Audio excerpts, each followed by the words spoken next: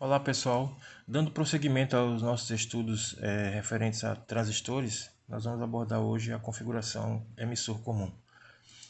Dentro das configurações que existem, configuração base comum, coletor comum, emissor comum, a configuração emissor comum é a mais utilizada em diversas aplicações dentro da eletrônica. Então temos algumas características da configuração emissor comum. Percebam que agora o emissor está no ponto comum. Aqui nós temos as duas fontes, temos a VBE e a VCC, tá? E está no ponto comum entre essas duas fontes, tá? Ou seja, está conectado ao terminal de terra. Então nós temos o sentido da corrente. Lembrando que no transistor NPN a corrente de emissor ela deixa o transistor e as correntes de base e coletor elas entram no transistor. Então, seguindo a lei de Kirchhoff para as correntes, o somatório das correntes que entram é igual ao somatório das correntes que saem. Então, IB mais IC igual a IE. Tá? Então, a corrente de emissor é igual à corrente de base mais a corrente de coletor. Então, temos a junção, temos a corrente de emissor deixando o transistor, deixando o terminal de emissor, a corrente de base entrando no terminal de base e a corrente coletor entrando no terminal de coletor. Tá? Isso para um transistor NPN. E aqui estamos vendo o sentido dos portadores majoritários. O mesmo vale para um transistor PNP, mudando-se apenas a questão do sentido das correntes, que agora a corrente de emissor ela entra no circuito e as correntes de base e coletor elas deixam o transistor, tá? Mas a relação que a corrente de emissor é igual à corrente de base mais a corrente de coletor ela continua valendo, aplicando-se a lei das correntes de Kirchhoff. Então, as correntes de emissor e coletor e base são mostradas como no seu sentido convencional. Embora a configuração para um transistor tenha mudado, ou seja, antes estudamos a base comum, agora estamos na emissor comum, as relações de corrente desenvolvidas anteriormente para a configuração base comum continuam válidas. Então, a corrente de emissor é igual à corrente de coletor mais a corrente de base, sendo que IC é igual a alfa e E, que vimos que temos o alfa de corrente contínua igual a IC sobre E. Desenvolvendo a equação, temos que a corrente de coletor é igual a alfa vezes IE.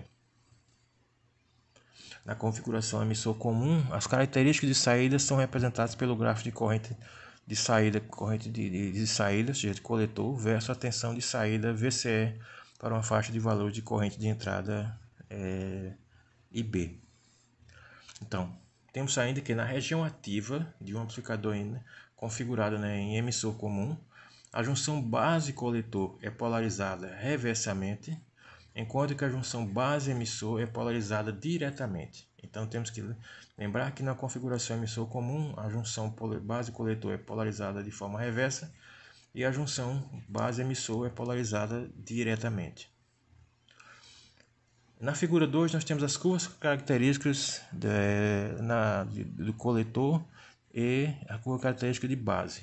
Tá? Então na figura A temos a curva característica de coletor, seja da corrente de C, a corrente coletor, e na curva 2B nós temos a curva característica para a minha corrente de base, tá? Então nós temos com relação à corrente de coletor nós temos a região de saturação, a região ativa e a região de corte. No caso, a região de corte nós temos que a corrente de base é nula e temos a relação VBE e IB para diversos valores de VCE. Essas curvas são importantes na hora de fazermos projetos, então levar em consideração o ponto quiescente, ponto de trabalho do transistor tá, num determinado circuito. Isso é interessante na hora de estarmos efetuando projetos e fazendo os cálculos de polarização. Então temos algumas equações. Então a corrente de coletor é igual a alfa E mais ICBO. Nós já vimos isso lá quando estudamos a configuração base comum. na equação 1, nós temos que agora, substituindo quem é IC mais IB, então temos alfa IC mais IB igual a ICBO, é a equação 2.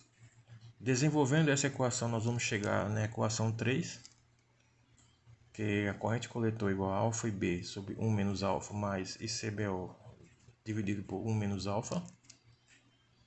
E a partir daqui podemos pegar um exemplo e efetuarmos alguns cálculos. Então, se considerarmos que a corrente de base é nula, tá? Então estaríamos na região de corte e substituímos um valor típico de alfa, por exemplo, 0,996.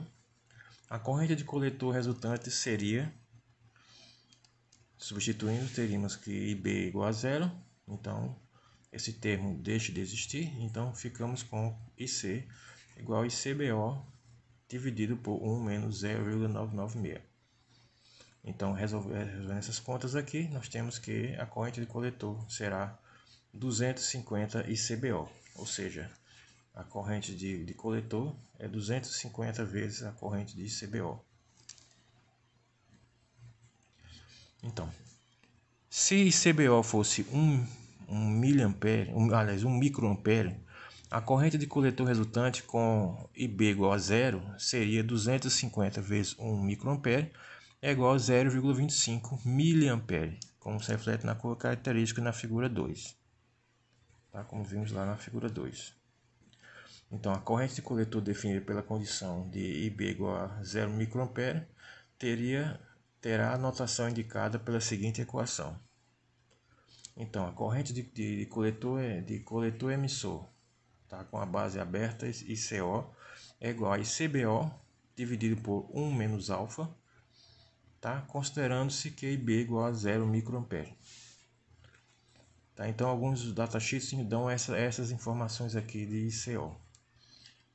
Tem algumas informações que podem ser consultadas pelo projetista na hora de efetuar os seus cálculos, tá? Consultando o datasheet dos fabricantes. Essa é a equação 4.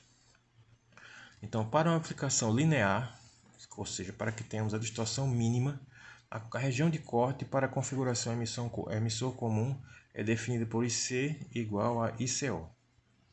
Tá? Isso é para termos a distorção mínima do sinal em sua saída.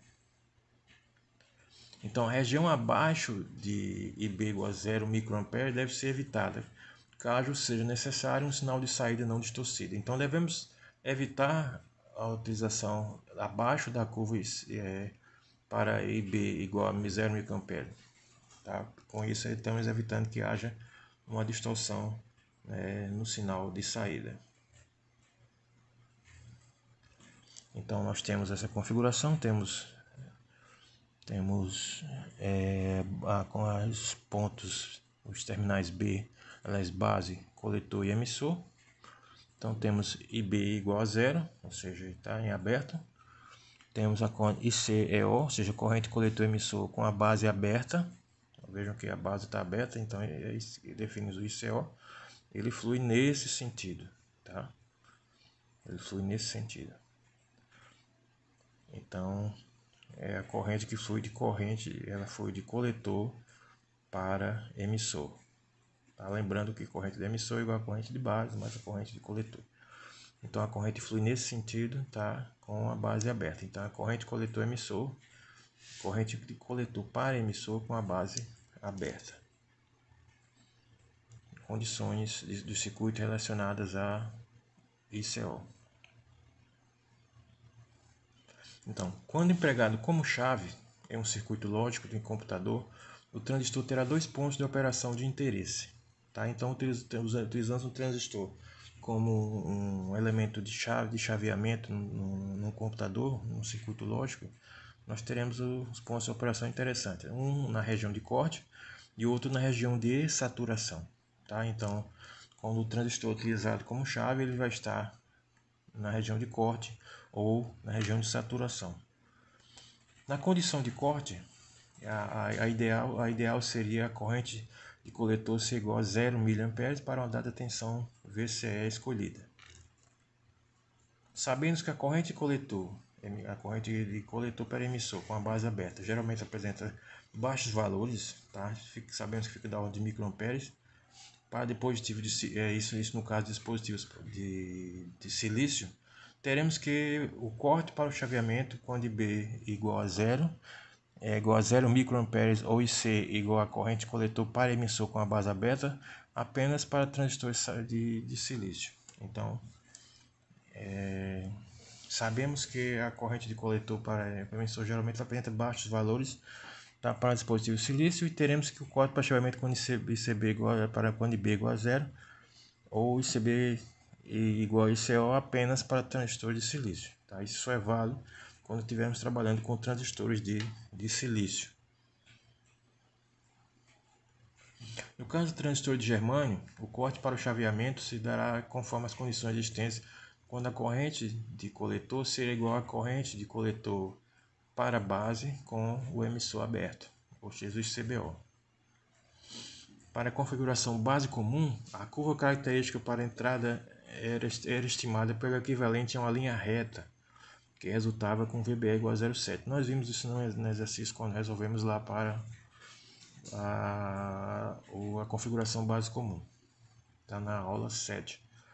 Isso para qualquer valor de E maior do que 0 mA. Tá? Nós vimos isso também na aula 7, quando fizemos os cálculos utilizando as curvas.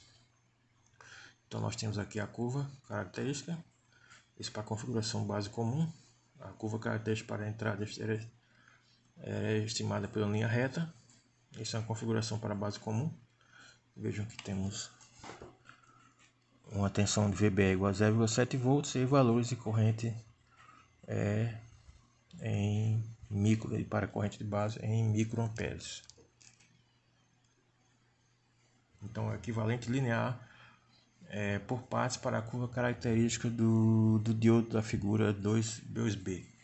Tá? Considerando a junção de diodo. Então temos o beta. No modo de corrente contínua, os valores de corrente de coletor e base são relacionados por uma quantidade chamada de beta, definida pela seguinte equação. Ou seja, o beta CC é igual a IC sobre B. Tá? Vimos também que temos a relação que é alfa, que é igual a IC sobre E, e temos a relação beta, que é igual a IC sobre IB. Essa é a equação 5. E o que resulta que em que IC e B são determinados em um ponto específico de operação da curva característica. Então, num ponto específico na minha curva de operação, nós teremos os valores para IC e os valores para IB. Isto dentro de um ponto específico na curva característica. Lembrando que a importância do estudo das curvas e o seu perfeito entendimento.